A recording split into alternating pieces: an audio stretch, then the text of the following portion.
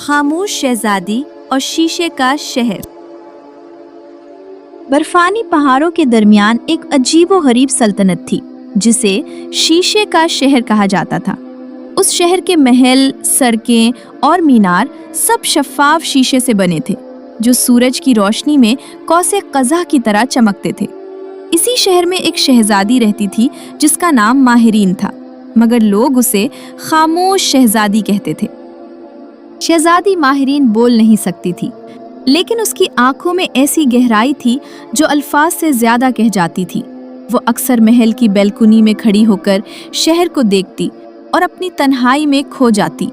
दरबार के लोग उसकी खामोशी को कमजोरी समझते थे, मगर उसके दिल में एक ताकत छुपी हुई थी। शीशे का शहर अपनी खूबसूरती के साथ साथ एक खौफनाक राज भी रखता था। शहर के नीचे एक कदीम जादू सो रहा था जो सदियों पहले एक गलत बादशाह ने जगा दिया था।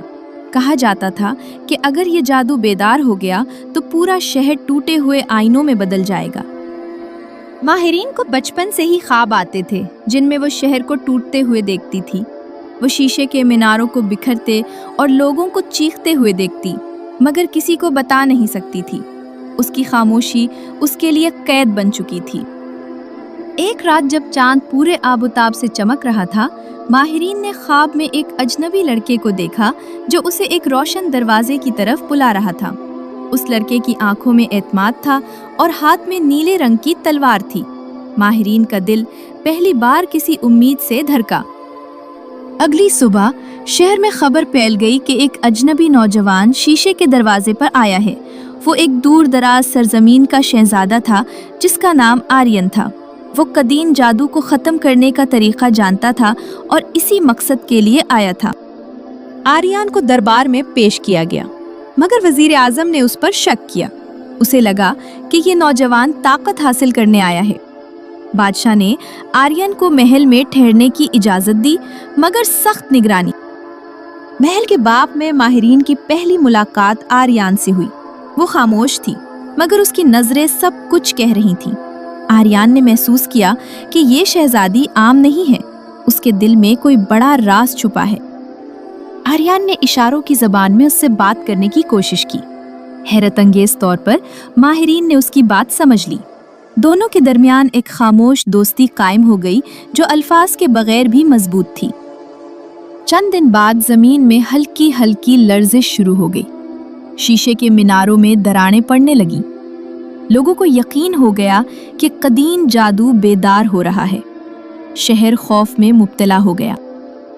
आर्यन ने बादशाह को बताया कि शहर के नीचे एक शीशे का दिल है जो जादू का मरकज है। अगर वो टूट गया तो शहर बच जाएगा, मगर उस तक पहुंचना जानलेवा है। सिर्फ वही शख्स जा सकता है जिसका दिल पाक हो। माहिरीन ने ये बात सुनकर अपने सीने पर हाथ रखा। उसे महसूस हुआ कि इसका मुकद्दर इसी रास्ते से जुड़ा है। पहली बार उसने अपनी खामोशी को ताकत समझा। रात को माहिरीन ने आर्यन को महल की पुरानी लाइब्रेरी में बुलाया। उसने तस्वीरों और इशारों से बताया कि वो ख्वाब में शीशे के दिल का रास्ता देख चुकी है। आर्यन हैरान रह गया क्योंकि यही रास्ता किताबों में दर्ज था। दोनों ने खुफिया तौर पर शहर के नीचे जाने का फैसला किया। उन्हें मालूम था कि अगर दरबार को खबर हो गई तो उन्हें रोक दिया जाएगा। ये शहर को बचाने की वाहिद उम्मीद थी। वो एक पुराने शीशे के कुएं से नीचे उतरे। अंधेरा गहरा होता जा रहा था और दीवारें नीली रोशनी से चमक रही थीं। माहिरीन को लग रहा था जैसे वो अपने ख्वाब में दाखिल हो चुकी हो। रास्ते में शीशे के मुहाफिज नमूदार हुए जो जादू के बने हुए सिपाही थे। आर्यन ने तलवार से मुकाबला किया, मगर तादाद बहुत ज्यादा थी। माहिरीन ने पहली बार आवाज निकालने की कोशिश की, मगर आवाज गुम हो गई। उसी लम्हे उसकी आंखों से आंसू बहने लगे और फर्श पर गिरते ही वो नीली रोशनी में बदल गए। मुहाफिज पीछे हट गए। माहिरीन को एहसास हुआ कि उसकी खामोशी खुद एक ताकत है। आखिरकार वो शीशे के दिल तक पहुंच गए। वो एक बड़े नीले क्रिस्टल की तरह धड़क रहा था। उसकी हर धड़कन से शहर लरसता था। औरिया ने बताया कि दिल सिर्फ तब टूटेगा जब कोई अपनी सबसे कीमती चीज कुर्बान करे। माहिरीन ने बगैर सोचे कदम आगे बढ़ाया। उसने जान लिया था کہ اس کی قربانی اس کی آواز ہے۔ ماہرین نے شیشے کے دل کو چھوا اور دل ہی دل میں فیصلہ کیا کہ اگر شہر بچتا ہے تو وہ ہمیشہ کے لیے خاموش رہنے کو تیار ہے۔ نیلی روشنی پورے غار میں پھیل گئی۔ اچانک ایک زوردار دھماکہ ہوا، شیشے کا دل ٹوٹ گیا اور غار لرزنے لگا۔ آرین نے ماہرین کو پکڑ لیا اور دونوں تیزی سے اوپر کی طرف بھاگے۔ شہر کے اوپر سورج کی روشنی پھیل گئی، میناروں کی دراڑیں بھرنے لگی۔